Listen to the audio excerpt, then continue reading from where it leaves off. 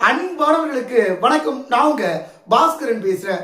செல்லும் இடமெல்லாம் செம அடி, தலை தெறிக்க ஓடும் திமுக அமைச்சர்கள், உச்சபட்ச கடுப்பில் மு.க.ஸ்டாலின். இந்த வீடியோல சென்ற வாரம் முழுக்கும் நம்முடைய திமுகவுடைய அமைச்சர்கள் எங்களை யாரும் அசிங்கப்படுத்த முடியாதுங்க, நாங்களே தாங்க வம்படியா வந்து அசிங்கப்பட்டு போவோம் அப்படின்னு சொல்லிட்டு மக்களுக்கு எதிராக தேவையில்லாத வார்த்தைகளை விட்டு நீ சோர்தான் திங்கிறியா, வேற ஏதாவது திங்கிறியா அப்படின்ற மாதிரிலாம் அமைச்சர் சேகர் பாபு அவர்கள் பேசினதுனால எங்க போனாலுமே நம்முடைய திமுகவுடைய அமைச்சர்களை மக்கள் துரத்தி விடக்கூடிய சம்பவங்கள் அரங்கேறி இருக்கு.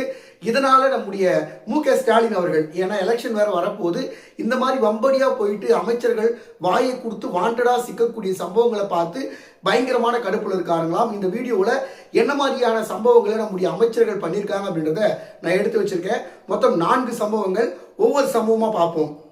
முதல் சம்பவம், நம்முடைய அமைச்சர் மூர்த்தி, நாங்க யார் தெரியுமா, நாங்க தான் எல்லாம், நான் தான் அப்படின்ற மாதிரி அவினியாபுரம் ஜல்லிக்கட்டு சம்பந்தப்பட்ட கிராம கமிட்டியில போயிட்டு நாங்க சொல்றதா நீங்க பண்ணணும், நீங்களா எதுவும் பண்ணக்கூடாது அப்படின்ற மாதிரி ஜல்லிக்கட்டுல அரசியலை கொண்டு வந்து அங்க இருக்கக்கூடிய மக்கள்களால சூழ்ந்து விரட்டப்பட்டிருக்காப்புல திமுகவுடைய முக்கியமான அமைச்சர் மூர்த்தி. நடத்துவோம்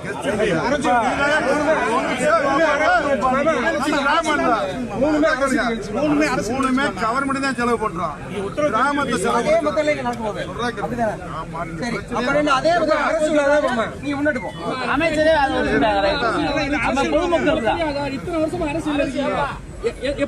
அரசியல் தெரியாம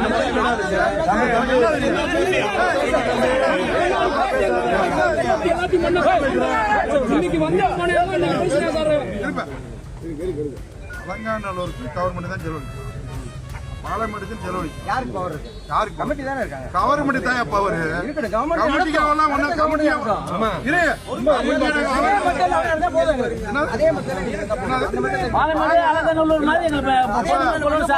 கவர்மெண்ட் பொதுமக்களோட சார்பு. கவர்மெண்ட் தனிப்பட்டு கிடையாது. கவர்மெண்ட் பொதுமக்கள் தான். கவர்மெண்ட் தனிப்பட்டு கிடையாது. கவர்மெண்ட் தனிப்பட்டு கவர்மெண்ட் பொதுமக்கள் தான் சார். பொதுமக்கள் வாங்க, உங்களை வேணும் சொன்னா இருக்குது.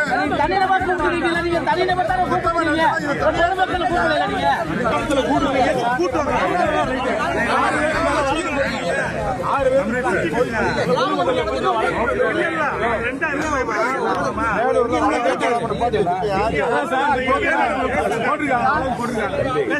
என்ன மூர்த்தி சார், நமக்கு இது தேவையா?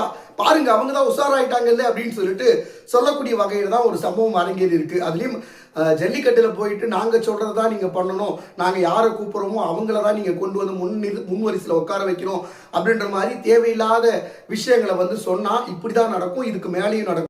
அடுத்த சம்பவம், நம்முடைய அல்லோலியா பாபு, சாரி நான் சொல்லலைங்க, அங்க இருக்கக்கூடிய மக்கள் சொல்றாங்க, நம்முடைய சர்ச்சைகளுக்கு பேர் போன அமைச்சர் சேகர் பாபு அவர்கள் திருவொற்றியூர்ல ஏற்கனவே மக்கள் பக்தர்கள்லாம் இருக்கும்போது அங்க இருக்கக்கூடிய பக்தர்கள் கேள்வி கேட்கிறாங்க, நாங்க 4 மணி நேரமா நின்றுட்டு இருக்கோம், 100 ரூபாய் வரை கொடுத்து டிக்கெட்டை வாங்கியிருக்கோம், எங்களெல்லாம் உள்ள விடாம நீங்க நேரா விஐபி பாஸை கொண்டு வந்து அவங்கவுங்க உள்ள போயிட்டு இருக்காங்க, எப்படி சார் அமைச்சர் சார் அப்படின்னு கேட்கும்போது அந்த மக்களுக்கு பதிலளிக்காம பயங்கரமா வந்து பாத்தீங்கன்னா பில்டப்பை காட்டியிருந்தாப்புல நம்முடைய அமைச்சர் சேகர் பாபு அவர்கள். அங்கிருந்து அப்படியே தூக்கிட்டு வந்தா கன்னியாகுமரி மாவட்டம் சுசீந்திரத்துல தானுமலை அங்க நடைபெற்ற மார்கழி திருவிழாவில் மக்களை பார்த்து நீ சோர திங்கிறியா அத்தை திங்கிறியான்னு கேட்டதுனால மக்கள்லாம் கடுப்பாகி, யோ போய் அலலியோ பாபு அப்படின்ற மாதிரி அங்கிருந்து அவரை டென்ஷன் ஆக்கி அங்கிருந்து விரட்டி அடிக்கக்கூடிய சம்பவம் வந்து நடந்திருக்கு.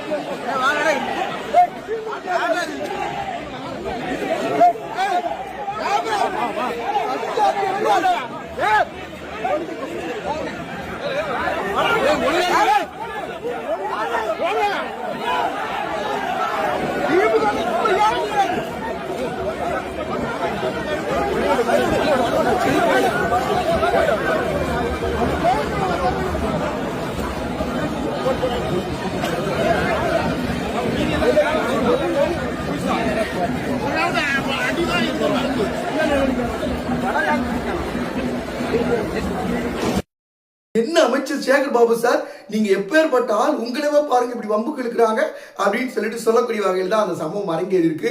குறிப்பா என்ன பிரச்சனை அப்படின்றத கேட்டீங்கன்னா, அங்க இருக்கக்கூடிய பக்தர்கள் நம்முடைய சேகர் பாபு அவர்கள், அங்க மனோ தங்கராஜ் அவங்க எல்லாம் வந்த சமயத்துல பாரத் மாதா கி ஜே அப்படின்னு சொல்லிட்டு ஒரு கோஷத்தை போட்டிருக்காங்க.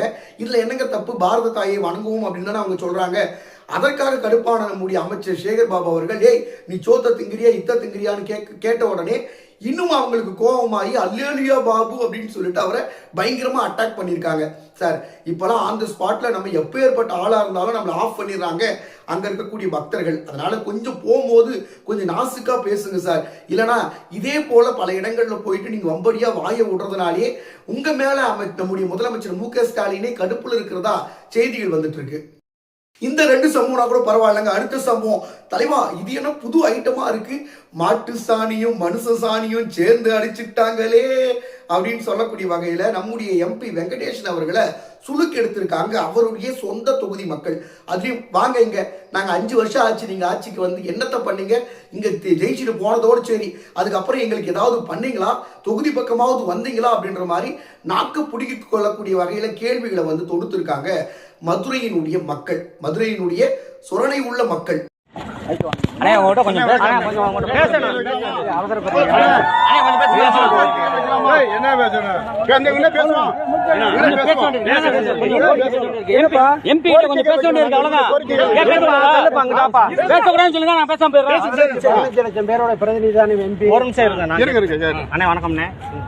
போன தடவை ஜெயிச்சிய வாழ்த்துக்கள். 5 ஆண்டுகளாக இந்த பக்கம் வந்து இந்த கிராமத்துக்கு என்ன செஞ்சிய, நீங்க என்ன கேட்டீங்க, என்ன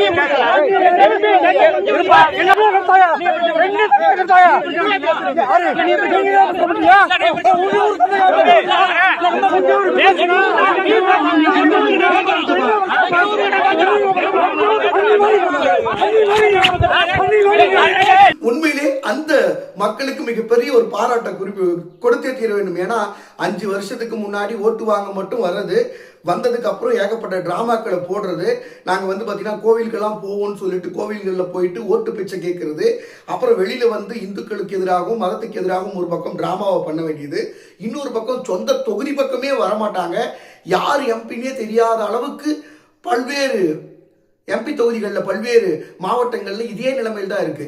யாரா நம்ம எம்பின்னு கேட்டீங்கன்னா யாருக்கும் தெரியாது. அந்த அளவுக்கு தான் இந்த இவங்களினுடைய பயங்கரமான அரசியல்லாம் செஞ்சுட்டு இருக்காங்க. அப்பேற்பட்ட நபர்களுக்கு மக்கள் ஆன் த ஸ்பாட்ல பதிலடி கொடுக்கறத பார்க்கும்போது அந்த அளவுக்கு சந்தோஷமா இருக்கு.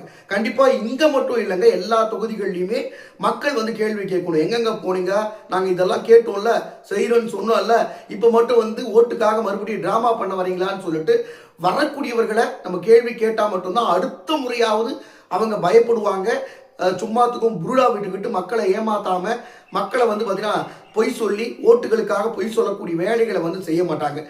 இது போன்ற சம்பவங்களால தொடர்ந்து நம்முடைய திமுகவுடைய கூட்டணி கட்சிகள், திமுகவுடைய முக்கியமான அமைச்சர்கள்லாம் போயிட்டு வாயை கொடுத்து வாண்டடா சிக்கி அதன் மூலமா வரக்கூடிய பல்வேறு சம்பவங்கள் நம்முடைய தலைவர் மு.க. ஸ்டாலின் அவருடைய காதுக்கு போயிருக்கிறதுனால பயங்கரமான கடுப்புல இருக்காருங்களாம். ஏன்னா எலெக்ஷன் வேற வரப்போகுது. இந்த சமயத்துல மக்களை போயிட்டு இப்படிலாம் தேவையில்லாம பேசுறதுனால அது அவங்களுக்கு மட்டும் இல்ல, அந்த அமைச்சர்களுக்கு மட்டும் இல்லாம ஒட்டுமொத்த திமுகவுக்குமே கெட்ட பேர் ஏற்படுத்துது அப்படின்ற மாதிரி உச்சபட்ச கோபத்தில் இருக்காருங்களாம் மு.க. ஸ்டாலின் அவர்கள். இந்த சம்பவங்களை பத்தி நீங்க என்ன நினைக்கிறீங்க அப்படின்றத கமெண்ட் பாக்ஸ்ல மறக்காம கமெண்ட் பண்ணுங்க. இந்த சேனலை சப்ஸ்கிரைப் பண்ணாதவங்க சப்ஸ்கிரைப் பண்ணிக்கோங்க. முடிஞ்ச வரைக்கும் லைக் பண்ணுங்க. நன்றி.